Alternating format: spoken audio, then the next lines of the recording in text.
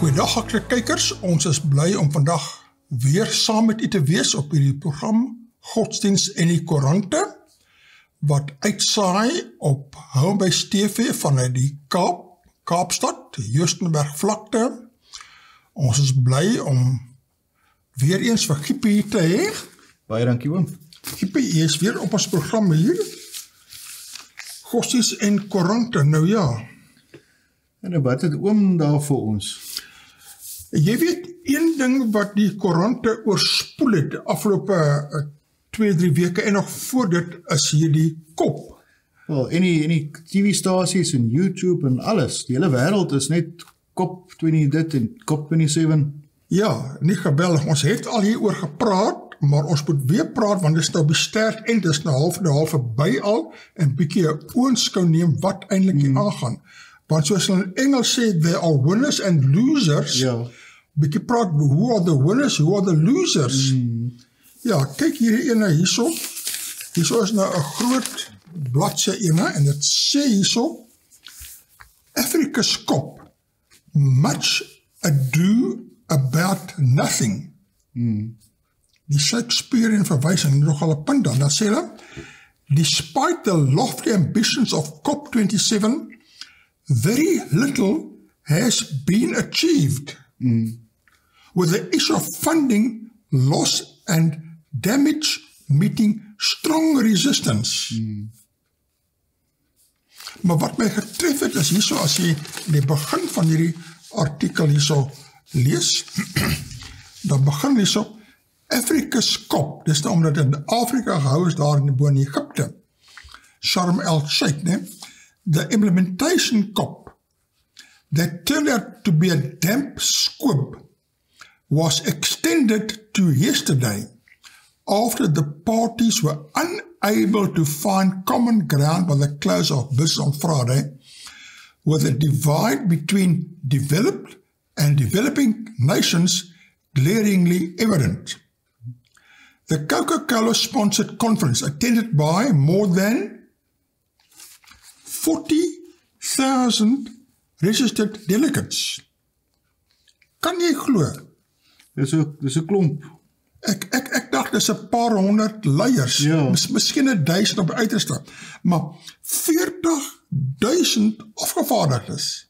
40,000, dit is, soos hulle sê, profetiese proporsies. Dit is... Jy weet, as dit was 4,000, sou ek dink dit is buitengewoon baie, maar 40,000, ek het nooit geweet, en dit is registered delegates, dat is altyd mense wat nie geregistreerd is daar kom. So het was 'n geweldige ding hierdie gewees, né? So dit gaan natuurlik 'n klomp verskillende kerke en groepe insluit. Wel, die katholieke kerk het 'n magtige afvaardigings daar gehad, né? So dan gaan hy hierso aan, was touted to be the conference of the parties, die COP, staan vir Conference of Parties, that would see the implementation of the Paris Agreement. The hope was that an extra day would give the negotiators time to agree on crucial matters, primarily finance. Ons was geplaat die vorige keer, daai fondse. Wie gaan betaal? Ja. Wie betaal? Is nie miljoene nie, is sommer biljoene en triljoene, onthou jy? Dit laat dink my ook aan Suid-Afrika. Ons sit mos met die load shedding krisis, en einde 2021 het Biden vir Eskom 'n ultimatum gestel van hulle, ons kan nie soveel diesel gebruik nie en weens die klimaat. So alles speel volgens hierdie plan, en fyn, as ons nie kan diesel verbrand nie, maar wat se ander oplossings is daar? Ons dink dit was daai tyd iets soos 3 biljoen rand wat ons nodig het om die probleem op te los. Wie gaan betaal? Dis dieselfde as hierdie. Ja, en nou het Eskom op die oomblik diesel ophou gebruik, want hulle het nie geld nie, nou is nog meer load shedding, en nog minder oplossings. Ja, by Friday, when it became clear that very little had been achieved, soos daar die 40,000 mense kom maar min bereik. Issues that had not been resolved were escalated to COP27 President Sameh Shoukry to intervene and salvage the credibility of the conference. party het gewen, party het verloor, so 'n bietjie later kyk wie het gewen is, né? UN Secretary General Antonio Guterres had returned to the talks on Thursday to try to nudge the discussion along after attending the G20 summit in Bali. Dus die een groep G20 is daar aan die kant van die wêreld, hierdie groep kop 30, is it 37 of 27? 27, ek kan nie byhou by al die kops en dinge nie, né? But his presence failed to open the purse strings of the developed nations, wil net biljoene en triljoene mense en geld hê. Ja. En waar kom al die geld, al die dollars vandaan, hè? Guterres pleased the parties to put the common good ahead of national interests fell on deaf ears. So hierdie geweldige konferensie het nie eintlik baie bereik daar nie. So hulle skep, soos die Engelsman sê, 'n urgency. Ja. En al die artikels wat ek ook hier het, alles dui daarop, hulle maak dit so 'n dringende ding. Die aarde vergaan, jy moet dringend optree voor die aarde heeltemal verbrand en vergaan. Ja, ongelukkig, hulle het nou nie die Bybel gekonsulteer om te kyk wat sê God se woord, wat gaan met die wêreld gebeur nie. Die Bybel sê duidelik die wêreld gaan vernietig word met die wederkoms. Maar dit sê ook dat God nie sal toelaat dat die wêreld vernietig word voor hy kom nie. So hierdie is alles te vergeefs. Dit is alles mense wat hulle self probeer red. En die hele climate change ding dit is maar net die nuwe hoax wat ons nou mee deel. Wel, die climate change is werklik, want daar is baie meer storms en brande en al daai tipe dinge. Maar dit is ook tekens van die tye. Dit is die punt, dit is voorspellings van die Bybel. En of 'n mens dat kan stop, weet ek, jy kan miskien 'n bietjie aanpassings maak, maar of jy eintlik kan veel doen, weet ek nie eintlik nie. Daar is nie veel wat 'n mens kan doen nie. As 'n mens bietjie gaan kyk na die wetenskap, hulle sê selfs al die beeste in die wêreld, die gas wat hulle vrylaat, is, ek dink, iets soos 10 maal meer as al die gas wat mense met karre en enige ding saam kan uitlaat. So, die bietjie wat ons bydra tot die natuurlike proses, dit is nie eers 'n patch nie. En dan aan die ander kant, carbon is kos vir bome en vir plante. So, hoe meer carbon dioxide of carbon monoxide jy vrystel, hoe meer kos is daar vir die bome, en wat doen die bome en die plante? Dit maak suurstof vir ons. So daar's altyd daai natuurlike balans.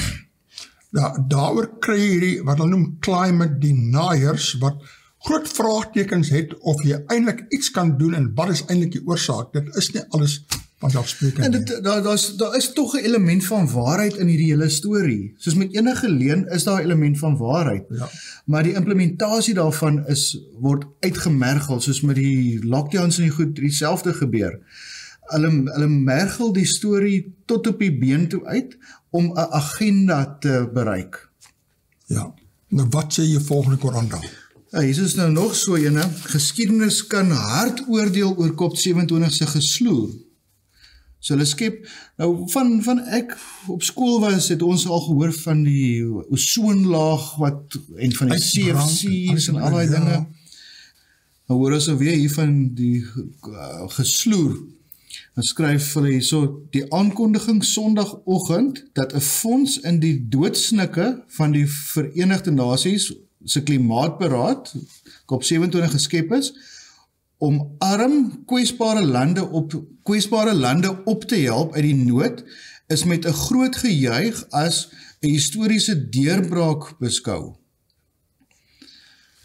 Ja, nou aan die doodstikke, né, daardie fonds, hulle voor die fondse geskep, maar dan gee die mense minimaal daarvoor, soos, nou ja, ek weet nie altyd of die deurbrake, regte deurbrake is nie. Kyk nou, of dalk 'n beplande deurbraak is nie. En of dit realiseer of nie. Ja. Kyk hierso, COP27, klimaatkrisis, groep wil regssekerheid kry by hof. Debatte loop nie op besluite uit, dit is wat hulle so sê, né?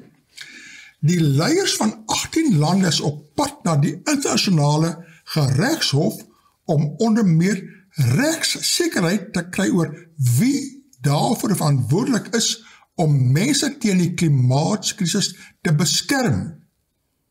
Ja, is dit die ryk lande, die noordelike state of wie, dit is 'n belangrike vraag daarin, hè? Die aankondiging is gister gedoen op die laaste dag van COP27. Jy het nou net daar gelees, nee, op die laaste dag was daar nou die deurbraak gewees, 'n historiese deurbraak, maar terselfde tyd is daar die klomp wat nou hof toe gaan en sê, maar ons wil regsekerheid kry oor die deurbraak, en wie se skuld is dit dan, hè? Die klimaatberaad wat die afgelope 2 weke in Sharm el-Sheikh in Egypte gehou is en waar klimaatsgesprekke hoofsaaklik op 'n dooie punt uitgeloop het. Dan is al die lande, nee, lande wat nou toe in die aksie ondersteun is onder meer ontwikkelde lande soos Nieu-Seeland, Duitsland, Portugal, Liechtenstein. En van die ontwikkelde lande wat aan die aksie deelneem is Mosambik, Angola, Samoa, Bangladesh, Costa Rica en nog eilandstate wat sê dat dit hulle grondgebiede weens die stygende seevlakke besig is om deur die see verswelg te word. Soos hier is nou nie geld gee nie, nou gaan hulle hof toe en probeer daar nou kry, is wie is skuldig daar? Dan ek nog ene hierso.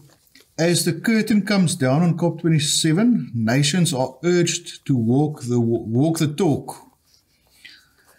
En so, wat is dit? Sipelele Dladlo. As the curtain came down on the COP27 yesterday, environmental activists have called for parties to intensify their efforts to deliver breakthrough agreements on key issues that are far from agreement and have seen little progress so far this week.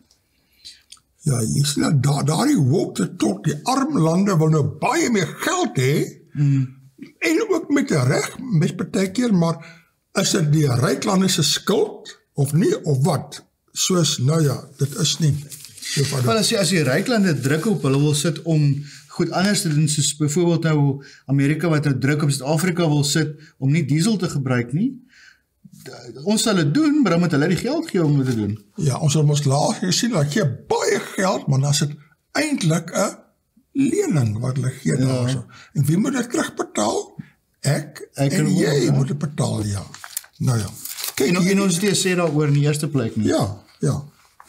Kyk hier in COP27, klimaat sondaar misgekyk.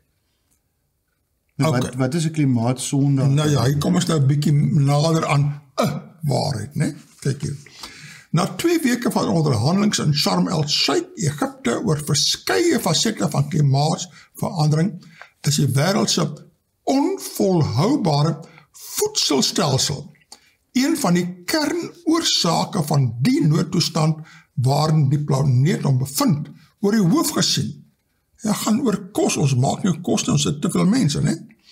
Die dierewelsynsorganisasie FOPOS en 15 van sy vennote, wat saam met die veldtog Food for Climate voer, het gister in 'n verklaring gesê, die wêreld se onvolhoubare voedselketting lê aan die hart van die klimaatnoodtoestand. We moeten daar gelees van die onvolhoubare voedselstelsel. Ja. Dat dink my, in Genesis lees ons met die skepping, een van God se instruksies was gewees, replenish the earth, wees vrugbaar en vermeerder. En ook as ons nou kyk na die Bybelprofeseë, tot op die einde toe gaan daar kos wees. So ek weet nie waar hulle die idee vandaan kry dat daar nie volhoubare voedsel is nie. Hongersnood, die Bybel praat ook van hongersnood, né? Wat gaan kom en so voort. En wel, daar sal nog al die tye was hongersnood in sekere areas gewees, maar dit is nie 'n wêreldwye ding soos hulle dit buig om te sê nie. Dit is amper gefabriseer. Maar lees bietjie verder en kyk wat sê hulle daarso. Net 'n wêreldwye verskuiwing na meer plantgegronde proteïenbronne kan help om die kweekhuisgasse wat daagliks in die atmosfeer gepomp word te verminder sonder om voedselsekerheid te bedreig. Hulle sê al die beeste, al die diere maak so baie metaangas en dinge En dit is 'n baie groot probleem. Ek dink jy het nou dat ook genoem, né? Ja. Soos meer plantgegronde proteïnbronne, dit is 'n oplossing. Want, Maar maak dit nou meer gas as jy nou vleis eet. Gaan daai koei nou meer of minder gas vrystel wanneer jy hom eet? Dit sê interessant, hoe meer diere en koeie, hulle kap uit al die hout, bosse ensovoorts, Amazon, om meer soja te plant vir die diere en meer plek te hê vir al die beestdinge, soos daar is so 'n kringloop aan die ding daar. Kyk 'n bietjie so.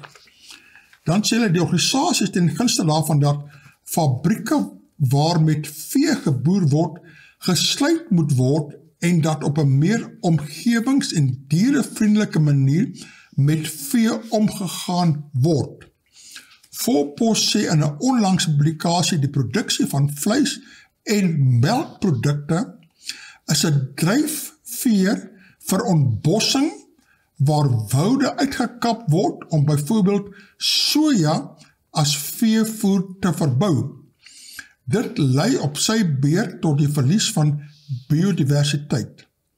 Kyk, ons moet mos meer en meer bome en bosse kry om die koolstof verander na suurstof. Dan kap ons al die bosse uit daar, ontbossing van woude, om soja te plant as veevoer ensovoort. Soos hier Maar mens kan dieselfde sê dan van vegetariërs wat soja wil eet. Dit is, die hele ding is uit verband uitgeruk in my opinie. Die ding is, daar's baie fasette daar, jy weet, Ja. en 'n mens moet pas op om een uit verband uit te ruk en dit maak. En net soos En almal sê, die media is fantasties daarmee. Hulle fokus net op die aspekte wat volgens hulle agenda gaan. Dan dink jy hierso 28 lande se leiers gaan mense maan om minder vleis te eet. So dit sluit nou aan by daai artikel. soos dis nou 'n heel ander invalshoek wat hulle nou weer het, nee, om minder vleis te eet. Sjoe. Elise Tempelhof, en skryf sy, regeringslei van 28 lande het gister mondelings al steun beloof aan 'n koalisie van nie-regeringsorganisasies wat hulle beywer vir 'n ingrypende verandering aan die wêreld se kosstelsel. Die wêreldleiers het onderneem om hul burgers aan te moedig om minder diereprodukte te eet. Toe jy nou so lees, so dag ek daardie burgers verwys na hamburgers. Ja. Maar dit is nou landsburgers, soos daar verskillende soorte burgers. Ja, mens moet nie hierdie burgers eet nie. Ja. Ai. So het Jerome Remmers, direkteur van die True Animal Protein Price Coalition, gesê op 'n nuuskonferensie wat in Sharm el-Sheikh in Egipte gehou is. Dan sê hy, volgens hom het navorsing gewys dat sowat 70% van die wêreld se biodiversiteitsverlies en 80% van die kweekhuisgasse wat kosproduksie in die atmosfeer vrystel, kom van veeboerdery. Ja. Dit is nou sy sê 70% van die biodiversiteitsverlies en 80% van die kweekhuisgasse van veeboerdery. Dis is dus noodsaaklik dat wêreldleiers die ooreenkoms Climate Agreement on Food and Farming onderteken.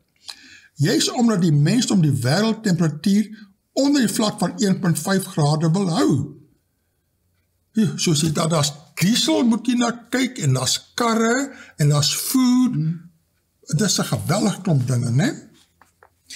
En wat dit vir snaaks is, daar is nog altyd plase gewees, en daar was nog nooit sulke probleme, tot hulle begin het om die goed te mikrobestuur nie. Ek wil amper sê van het begin, Massabestuur, ja. Massabestuur is die woord. Ja. Maar in die ou dae, daar was nie enige sprake gewees van klimaatverandering en sulke goed, tot alles elektronies begin raak het nie. 'n massaskaal, maar onthou die mensdom word ook nou massa aanwassing, dit is, ons het gesien, 80 biljoen mense nou al net, soos die mense brei uit teen 'n onbeheerste spoed, nou moet jy baie duur ook hier op kos te gee. Ek dink oom is 'n bietjie voor, is 8 biljoen, hè? 8 biljoen. Ja, oom het gesê 80 biljoen. Ons is nog nie daar nie, maar dit binnekort. Wel, dit voel vir my soos 80 biljoen, hè? Ja. En sê hulle verder, altesaam 33% van alle kweekhuisgasse wat in die atmosfeer gepomp word, kom van veeboerderye, sê hy. So 33% van die probleem is van veeboere, of van veeboerderye, maar 'n groot gedeelte daarvan is tog die beeste, en die beeste gaan in die natuur mos nou ook oorleef. So moet mense nou dat die beeste gaan uitroei of... Jy sien, daaroor is hierdie nie 'n maklike, simplistiese oplossing, maar daar is so baie fasette, en elkeen het 'n reg om te bestaan. As hy bestaan, is die probleem wat hy oorsaak en alles te. Ja. Dit laat dink my amper aan in die lockdown tyd, wat hulle vir die beeste wil dat maskers dra het. So nou wil hulle seker maskers agter ook aansit. Ai, ja. Dit gaan ook nie net oor vleis wat geproduseer word nie, maar ook melkprodukte soos kaas. Remmer sê die Nederlandse regering betaal boere om van veeboerderye af te sien. Om gesien wat nou besig om te gebeur in Nederland met al die boere wat staak en optogte, ons sien op TV nie, daar vreeslike rye trekkers wat sê, nee, nonsens, ons is boere, kan ons stop nie. Met ander woorde, al die dinge maak onrus in die lande ook, en onder die burgers, nie die hamburgers nie, die landsburgers, nee, so dit is 'n gecompliseerde probleem met baie fasette. Dit het reeds regeringsbeleid geword. Die regering moedig mense met 'n veldtog aan om meer plantgebaseerde kos te eet. So dis nou weer die element van waarheid in elke leen. En dit is gesonder om plantgebaseerde kos te eet, maar jy gaan nie climate change stop deur vrugte of groente te eet nie. Daarmee wil die Nederlandse regering teen 2030 toesien, so wat is die program se naam? Scenario 2030, daar is so baie, dis nou die NG Kerk, scenario 2030, so baie dinge wys op 2030, die Pause 2030, Katolieke 2030, allemaal, ek wonder wat is nou so 'n krisis van 2030, maar ek dink dit by die Pausdom begin, wat daai datum so vasgestel is. Agenda 2030. Agenda 2030, nou spring allemaal op daar, so om ook hulle eie scenario 2030 en eie dinge. Maar daar is ook baie datums wat op 2025 dui. En onder andere ook die Olympiese Spele. So daar's 'n paar interessante dinge daarin gekoppel. Nou skryf hulle die Nederlandse regering teen 2030 toesien dat daar 'n afname van 18% is in die produksie en verbruik van vleis en kaas in die land. En hulle is 'n land van kaas. Ja, nou wat sê nou vir 'n Hollander, hy mag nie kaas eet nie. Dan gaan hy meer 'n kaaskop wees nie. Dan het jy nou 'n probleem. En in Suid-Afrika, ons kultuur is weer om te braai. Nou vir 'n boer kom sê hy kan nie braai nie. Hulle vat dan soek jy probleme. Ja, nee. Dan gaan alles so kyk, vleisverbruik neem geweldig toe. Hier neem baie toe, baie best ou daar. Veral in China, onthou dis die ontluikende reus China en Amerika. Maar in China, China se arm gebiede is ook mos bitter arm en daar's verskriklik baie mense en dit is waar hulle al die snaakse kosse eet, nie omdat hulle noodwendig hou van sê nou maar rotte en snaakse gedryse nie, maar ek dink dit gaan oor armoede. Ja, maar nou China word nou die ekonomiese reus, so mense verdien meer en meer, soos nou kan hulle vleis bekostig om te koop, nie net rotte eet, maar ook koop. Ja nie, maar die arm gebiede bly nog steeds arm. Dit is 'n verskriklike groot, soos die Engelse sê, divide tussen die armes en die rykes. Bly als 'n komplekse probleem. Ja nee. Dit kan nie so aangaan nie en het die teenoorgestelde uitwerking as wat die Parys-ooreenkoms van die mensdom verwag, sê Remmers. As ons nie brie kan draai nie en die vraag na vleis, rooi, hoender en varkvleis aanhou styg, soos wat die voorspelling is, sal 80% van alle kweekhuisgasse wat in die atmosfeer vrygelaat word teen 2050 van veeboerderye kom. Sien die geweldige rol wat maar vleisproduksie, 80% teen 2050 sal kweekhuisgasse kom van die diere, nie, ongelooflik. Remmers sê, hy probeer nie om mense oor te haal om vegetaries te wees nie, maar om hulle inname van vleis drasties te beperk. Hy meen 300 gram vleis per week word mense se koolstof voetspoor te verklein. Veeboerdery het 'n geweldige impak op die klimaat, veral omdat veemetaan 'n kragtige kweekhuisgas vrystel. Remmers het daarna verwys dat veeboerderye die enkele grootste oorsaak is van biodiversiteitsverlies weens ontbossing. Dit is veral die geval in die Amazone, waar bome afgekap word vir weiding en sojaboon-aanplantings. Baie van die sojabone word verbruik om beeste mee te voer. Ja, nee, soos hierso is nou 'n groot aanslag. Jy hoor maar min hiervan. Ek het nog nie veel in ander berigte gehoor laat hulle so 'n gewellige druk om minder vleis te eet nie. Maar kyk, hierso is nou nog 'n berig wat sê prys van vleis bly styg.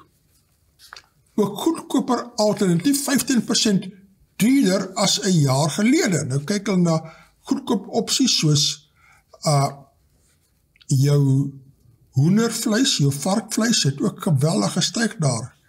Soos vleis word duurder, soos mense sal moet minder vleis eet, want dit word te duur om te bekostig. Ja. Maar dis wat hulle nou druk daar, né? As jy nou wonder 'n mens, hoekom raak vleis duurder? Is dit nie dalk maar beplanner dit met duurder raak nie? Kyk hierso wat sê hulle. Verbruikers kan dalk binnekort begin hunker na die spreekwoordelike vleispotte van Egipte. Weer 'n Bybelse verwysing, Ja. né? Met die prys van sekere vleissoorte en vis wat die hoogte kan inskiet in Suid-Afrika. Dan het jy so al hoeveel wors jy meer kos, hoeveel vark meer kos en vis en al daai tipe dinge.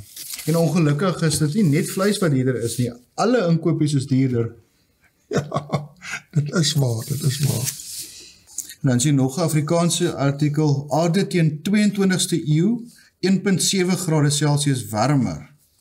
Dis via Elise Tempelhof. Gegrond op die hoeveelheid kweekhuisgasse wat tans in die atmosfeer beland en lande se beloftes oor die inperking daarvan, sal die aarde se gemiddelde temperatuur teen die einde van die eeu 1.7 grade hoër wees. En dit is nou meer, hulle mik na 1.5 wat klaar erg is. So ons gaan... Maar hulle hou nie in gedagte die historiese details van die siklusse waar die aarde gaan en soos die sneeu wat hulle wys op die TV hoe die sneeuberge afbreek. Hulle wys net dit, maar hulle wys nooit hoe daai ys weer terug nie. Dis wat party van die wetenskaplike sê ons gaan so deur siklusse, ons is nou maar net in een siklus, dis nie nou die, jy weet, so opgaande ding, ja, party sê dit is soos, dat is 'n groot debat. Kyk hier so, Brazil is back. Lula vows to be a climate leader. Brazilian President-elect Luiz Inácio Lula da Silva on Wednesday declared at the UN climate conference that Brazil is back on the international stage, pledging to a rapturous crowd his intention to build his nation back into a global climate leader after 4 years of rapid deforestation of the Amazon. Lula's appearance at the COP27 climate talks in Egypt was closely followed by Brazilians and globally by advocates who hope his leadership could prove crucial to international efforts to avoid the worst-case effects to climate change. Because the Amazon rainforest is so vast, its fate is critical to global emissions. And because Brazil is a major developing nation, it has the credibility and have to pull wavering countries into increasing their climate ambitions, giving it a power that transcends its borders. So daar wil daar nou ietsie probeer doen van die Amazone ensovoorts.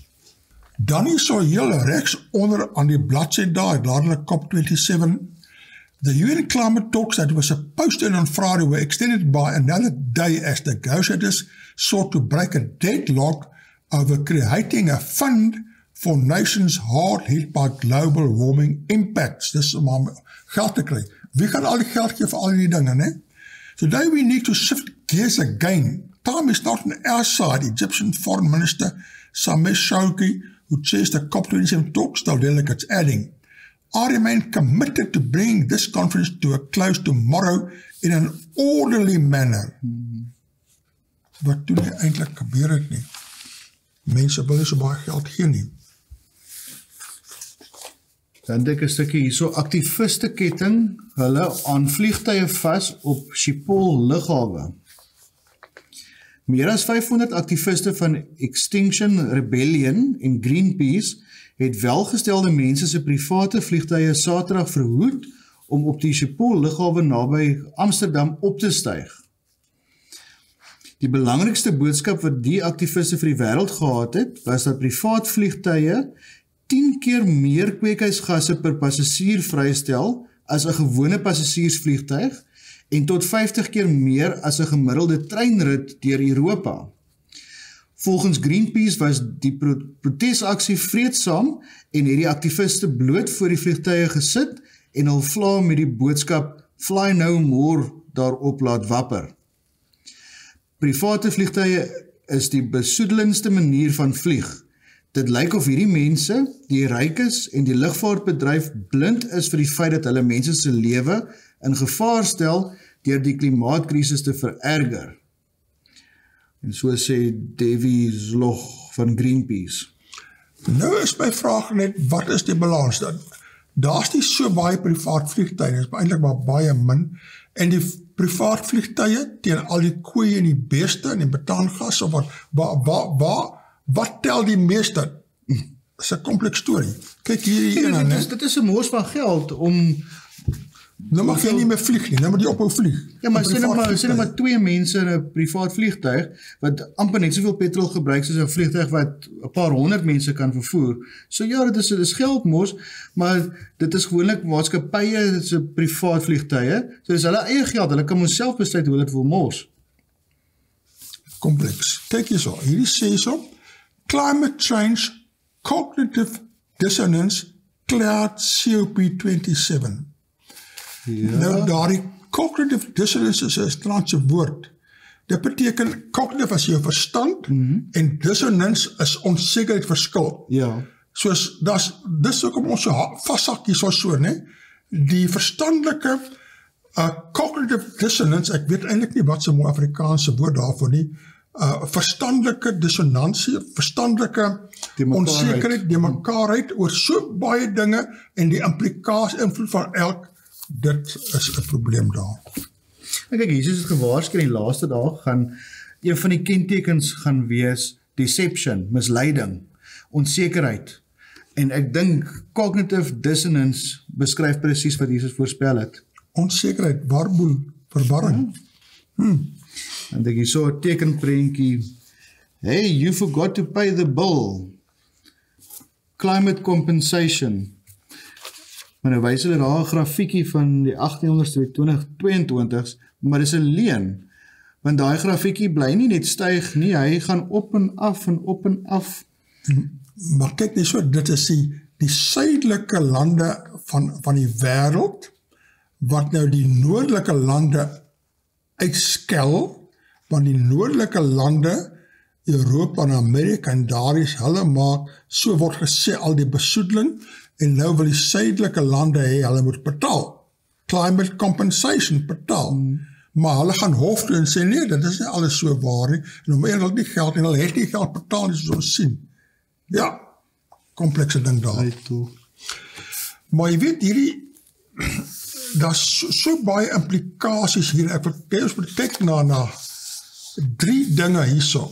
Bietjie kyk na die rol van godsdiens, die rol van die paus, maar ook die aanloop hierna, is op die een van ons kykers het my gestuur 'n baie interessante klip, wat sê mense, 'n YouTube WhatsApp klip. Ek dink hulle sê dit is 'n videogreep, is die Afrikaans. 'n videogreep is die mooi Afrikaanse woord, daar het julle dit nou presies daar. Soos ek wil hierdie vir julle speel net 'n bietjie wyeer perspektief, en dan wil ek kyk spesifiek na die katholieke invloed, die paus en al daardie, dit is baie belangrik daar. Kyk nou, hier is omtrent so 7-8 minute lank, maar dit vat so oorkoepelende boodskap saam, wat nogal heel interessant is daar. En ek wil ook vir die kykers sê, dit is miskien 'n goeie idee om te, soos hulle sê, te subscribe aan daai kanaal, want daar kom baie interessante inligting vorendag. Ek volg al daai kanaal vir 'n geruime tyd. Ja, dus vir my is dit 'n nuwe kanaal, so baie kanaal en dinge, ek kan nie byhou nie, maar dit is nogal baie mooi goed gedoen. Kyk nou hierna. On September 15, 1990, something happened that could have potentially changed the world, and we're still feeling the effects of it today. It probably went unnoticed by most people, but I can assure you that this was indeed groundbreaking. I'm of course talking about the debut of Captain Planet. If you don't know it, according to Wikipedia, Captain Planet and the Planeteers is an American animated environmentalist superhero television series. It also says that the program is a form of edutainment and advocates environmentalism. Some have even argued that it was actually a form of environmental propaganda. But I think we can all agree that its purpose was to help shape the minds of a generation of young people that could one day join the fight to save the planet. Over 30 years later, the world's quest to save the planet continues. So, how did we get from here to here? In this series, we're going to learn the story of how we got from Captain Planet to the COP27 Climate Change Conference. Most people don't realize it, but this story begins almost 2,000 years ago, with Jesus sitting with his disciples on the Mount of Olives, discussing the signs that would take place at the end of the world. In this conversation, he talked about a lot of different things. He spoke of wars, rumors of wars, and nations fighting against other nations. But in the context of what we are talking about, the most relevant things that he said would take place are famines, pestilences, earthquakes, and in another recording of his words, he also said that the nations would be distressed with perplexity, the sea and the waves roaring. Now, I don't know about you, but if we look at those words, famines, pestilence, the sea and the waves roaring, then that sure sounds like climate change to me. We saw the sea and the waves roar as the result of an earthquake in 2004 in Indonesia that saw over 250,000 people perish.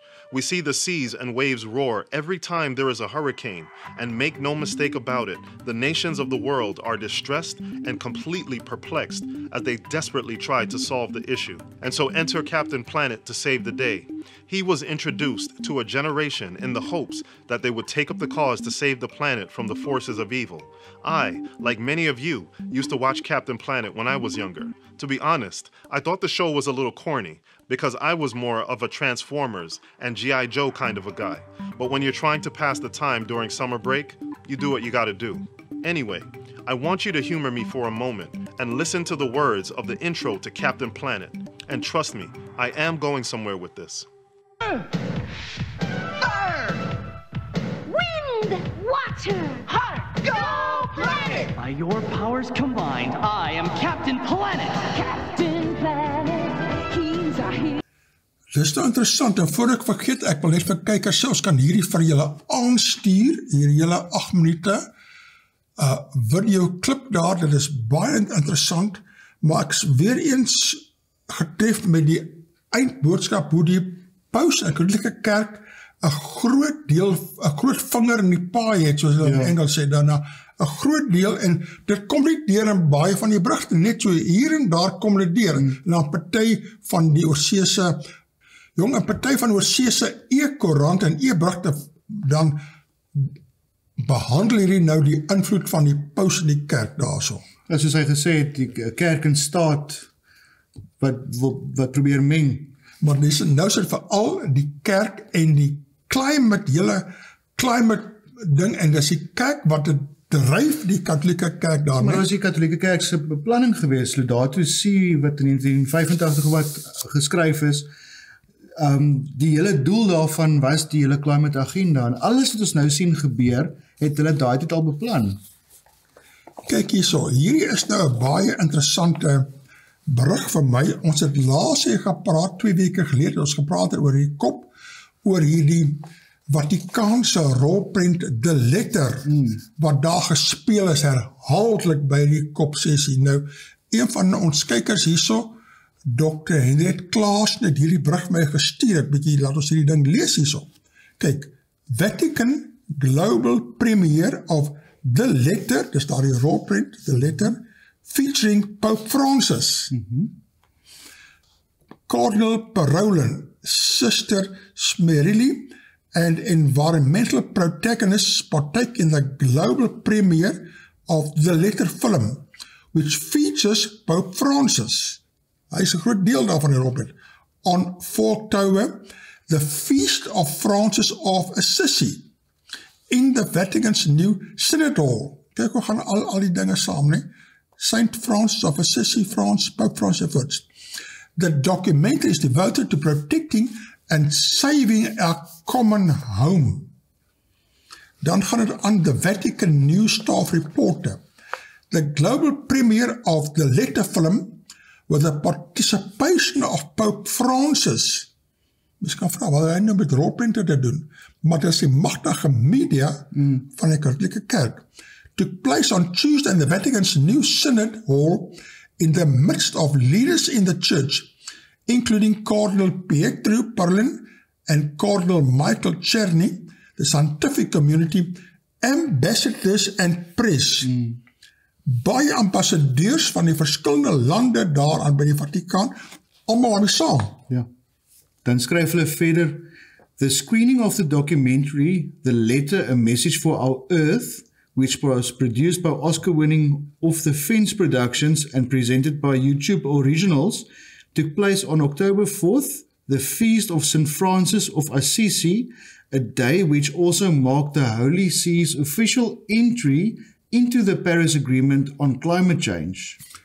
Kyk daar die implikasie, die daar betrokken by Paris Agreement van die Katholieke Kerk ensovoorts, die geweldige betekenisvolle dinge van al die gebeurtenisse daar. En hulle, die Katholieke is baie ingestel op symboliek. Ja. Elke 50 jaar is daar tradisie, symboliek. Daar is hy.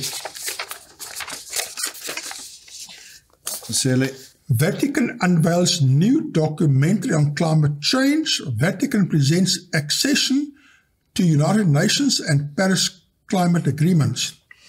Vatican Secretary of State, nee, die staatshoof, daar is die paus en dan is daar die staatshoof van die Vaticaanstaat. Onthou die Katholieke Kerk en die staat is ook 'n politieke entiteit wat nie almal besef nie. Cardinal Pietro Parolin had hosted and recorded an event earlier in the day with ambassadors and other leaders to discuss how to accelerate the implementation of the Paris Agreement. Bespreking met al die lande se ambassadeurs. Addressing those present, the Cardinal discussed the significance of these two events coinciding with the feast of St. Francis of Assisi. While calling for praise and entrusting of the situation to St. Francis, he made an appeal for protecting the environment through concrete action, dialogue and working together, especially as multilateralism declines. Nou is my vraag net so 'n bietjie, wat is die rol van 'n kerk? Is die hoofrol climate fighting, climate change? Is dit die hoofrol van 'n kerk of wat? Lyk my die Katholieke Kerk se hele aanslag het verander, eintlik aanslag verloor, die redding van siele, die voorbereiding van die mense vir die Here se koms, maar jy hoor nie daarvan nie. Dit moet bietjie in die donker jare, wat jy niks mag gedoen het nie, jy mag net gedoen het vir die kerk sê jy mag doen. Ja. Right. We need to promote and encourage international cooperation now more than ever, particularly at a time when multilateralism is in jeopardy and issues like climate change and the promotion of integral ecology risk being overshadowed by our inability to seek authentic dialogue and consensus. October 4th is also the feast day of St. Francis. Cardinal Parolin said, "Let us entrust to him all our good intentions for a future, not too far off, that is more in line with his teaching and example." Kyk nou, entrust all our good intentions to him. Nou, die vraag is nou, wat him word daar verwys? To St. Francis. En is 'n hoofletter. Dis 'n hoofletter, dis 'n hoofletter A, dit my ook daar getref, né? En hierdie kom direk uit die Katholieke Koerante uit. Ja. Vatican News uit. Wat sou die vroeë protestante daarvan gesê het? Hulle het geglo hy is die anti-kris en as hulle dit vandag moes gelees het, ja. Dan gaan hulle praying for environment. Jy moet verantwoordelikheid dra. Daar die Here gesê, jy moet die aarde onderwerp en oorheers aan haar kyk, jy het die verantwoordelikheid. Maar, wat 'n rol moet gebed speel? Economist and Secretary of the Vatican's Dicastery for Promoting Integral Human Development, Sister Alessandra Smerelli, next addressed those gathered, remembering in a special way the Holy Father's prayer about cherishing properly the planet within his groundbreaking encyclical on the environment, Laudato Si. Jy sien, terugkeer alles na die pauslike dekrete. Thomas Insua, the executive director of Laudato Si movement. Ek het nie geweet as 'n Laudato Si movement nie. Ek weet dit is 'n dokument, nou is daar 'n hele beweging laagte, né? And a consultant to the Dicastery for Communication welcomed those gathered, noting the event was to remember two letters, the film, but also, of course, the Pope's encyclical. He stressed that it's always more urgent to react to ecological crisis, which he suggested is always provoking further climate catastrophes worldwide.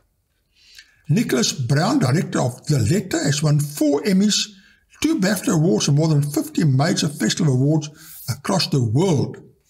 He tells his experience bringing the film to life. Ja, Gippie, nou kyk, ek wil hierdie vir jou wys. Een van die kykers het ook hierdie vir my gestuur en ek sê baie dankie vir daai kyker. Hierdie is nou 'n boek. Sean Wilcox, Jesuit Hollywood. How the papacy and its Jesuits controlled Hollywood for decades and have continued to influence it ever since. Professor Walter Wythe praat altyd van Jesuit Theater. En dan verwys hy na die movies en al die dinge, of na die televisie. So, dit is nogals heeltemal in lyn met wat Sean sê. En mens besef het nie wat 'n rol die Jesuïte Katolieke Kerk het, maar dit is 'n media, jy sien, daardeur kan mense gemanipuleer word, ensovoorts. Nou, wat mense ook nie besef nie, is die Jesuïte is die militêre been van die Katolieke Kerk. En dis om die protestante onder te kry, en te werk. Die Jesuïte was juist begin om protestantisme te vernietig, eers uit te probeer moor, en toe later deur ons kerke te infiltreer, om alles te korrumpeer. En as mens ook kyk daarna hulle logo, die IHS, hulle sê dit staan vir Unie Service. Eintlik staan dit vir Isis, Horus en Set, wat die valse drie-eenheid is. Nou kyk, hierdie boek, ek ken hierdie boek nie, maar het staan hierso. First published in 2015 for Bible-based ministries by New Voices Publishing, Cape Town, South Africa.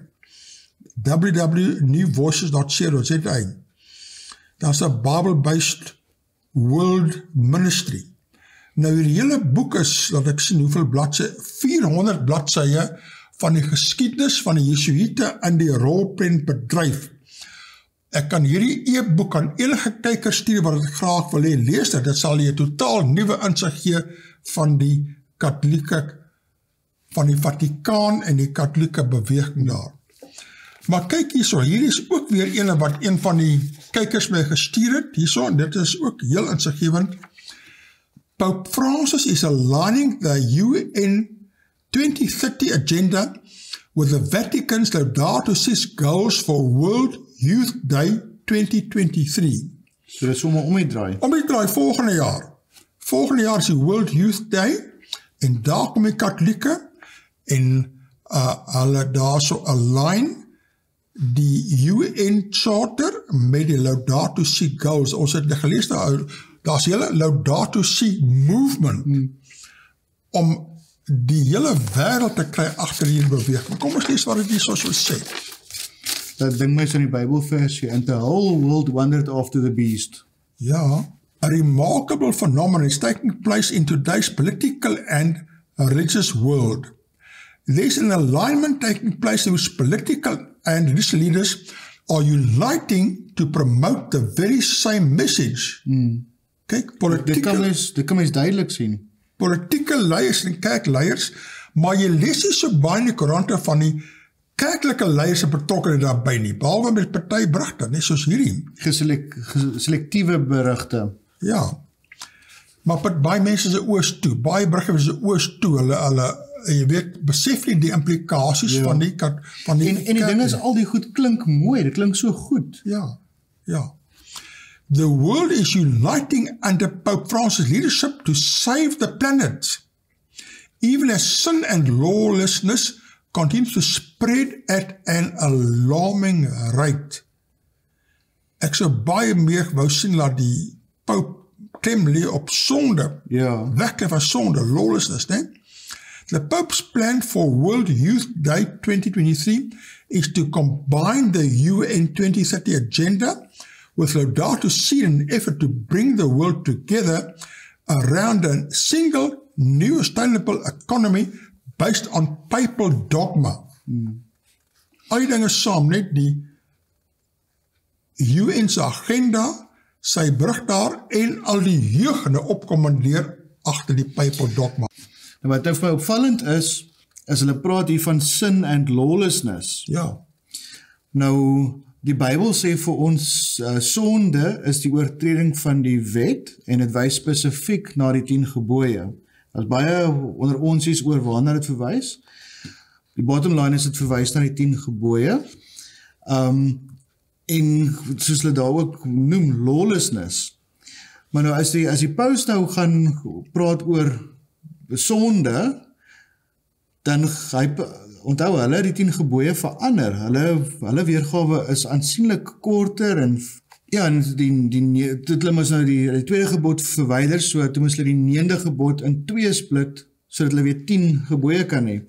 So nou, my punt is, as die Pope nou moet praat van sonde, dan gaan hy verwys na hulle 10 gebooie as standaard om sonde te bepaal. En nou as dit dan nie te lang terug het ons gelees of gepraat van die Climate 10 Commandments en hoe hulle denkbeeldig die 10 gebooie gebreek het op Mount Sinai, ja. So die 10 gebooie speel 'n ongelooflike rol in die laaste dae. En dit is die Bybel, God se 10 gebooie versus valse 10 gebooie. Daniël 7:25 wat sê die vyand gaan kom en hy gaan dink om wette en tye, interessant tye, né? Wette en tye te verander. En gaan kyk watter van die wette het met tye te doen. Ja. Dan skryf hulle verder, the following is taken directly from the official World Youth Day 2023 website. Together for a more sustainable World Youth Day, on Earth Day, WYD Lisbon 23, publish a commitment letter on which the WYD will be built and will propose to the community teams, partners, volunteers and pilgrims.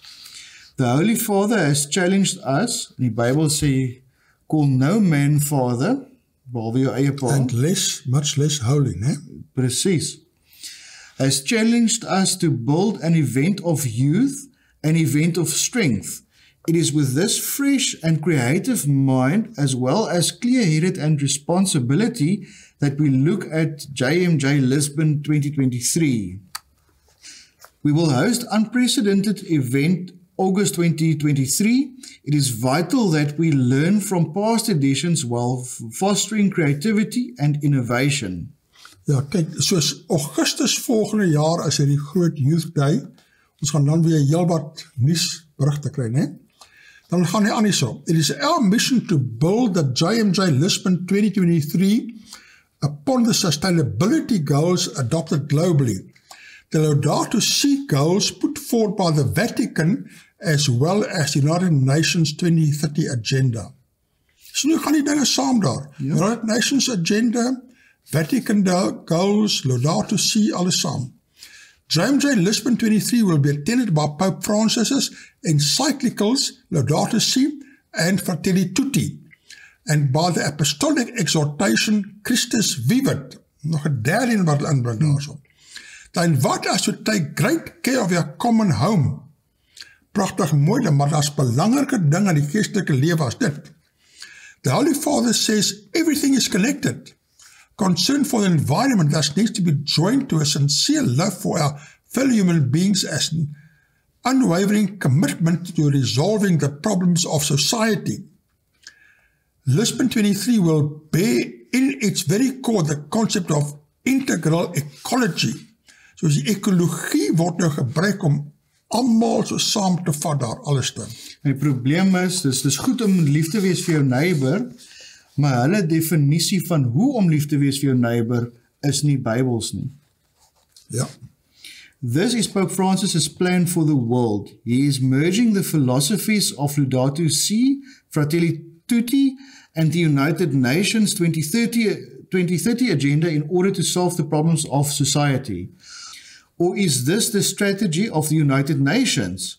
Or is US President Joe Biden behind this? Or is it what the World Council of Churches has in mind? Actually, all of these global powers are essentially saying the same. The message has become indistinguishable. Church and state are preaching the same sermon. Why is that so? The answer is simple. Rome speaks and the world listens. Pope Francis commands and the sheep obey, of the sheeples soos hulle sê. Ja. Some people do it for financial gain, others out of convenience. En ek kan ook by sê, ander mense glo regtig vir hulle doen goed. Party kan nie deur alles wat hier gebeur nie. The entire world has jumped on the same train and Pope Francis is the conductor. Here, the world's political and religious leaders can be seen wholly selling out to Rome's one world government. Ja, en as daar die verwysing daar, nee, Lisbouwer 2023, katholieke verwysing, ja. Ja, nee, dit is baie belangrik, maar hierdie COP27, ek hoop die kykers kan nou sien daar die interaksie van godsdiens en staat, en dit is eintlik vir 'n baie goeie ding, maar my vraag is, hoeveel gaan bereik word, en party gaan hof toe om te kyk wat gebeur ensovoorts. Ek wil net vir kykers sê, ons moet leer om onderskeidende kan optree, en val met die waarheid, my so interessant partytjie oor die Bybel, daar's baie fake news oor die Bybel, maar jy kan teruggaan na die Bybel. Ons hierso by Homebase het ons 2 boekies. Die een is basiese Bybelstudies en dan is ook in Engels Basic Bible Study Helps. Om te kyk, wat sê die Bybel om al hierdie fake news wat jy van hierdie sommige kanale hoor daar van al die verkeerde dinge, kan jy kyk en wat sê hierdie boekie sê elke onderwerp, wat sê die Bybel daaroor? Wat sê die Bybel? Teksvers. Dis en daar is nie iemand se interpretasie ingesluit nie. Daarso word 'n vraag gevra en dan word daar Bybelverse wat te doen het met daai onderwerp word gelys en dan kan jy self jou eie gevolgtrekkings maak van wat in die Bybel staan, nie wat iemand vir jou sê, maar dit is hoe ek het interpreteer nie. Ja. Jy kan dit self interpreteer. Ja, presies, so skryf vir hierdie boekies en help fake news oor die Bybel en fake news oor godsdiens te bestry. Dit is my interessant met hierdie doelering. Die doelering dus veg teen die fake news in die NG Kerk van die Algemene Synode daar. En hulle gaan hulle Bybels en sê, dit is wat die Bybel daar sê en sovoorts om die fake news te werk. Ja. Elke Christen moet die Bybel ken om die fake news en die dwaalleer van die liberale teoloog te werk. Dis reg. Ons vertrou elke kyker doen dit, ons tyd is op, ons sê vir mooi bly, ons sien die volgende week weer. Totsiens, 'n lekker week.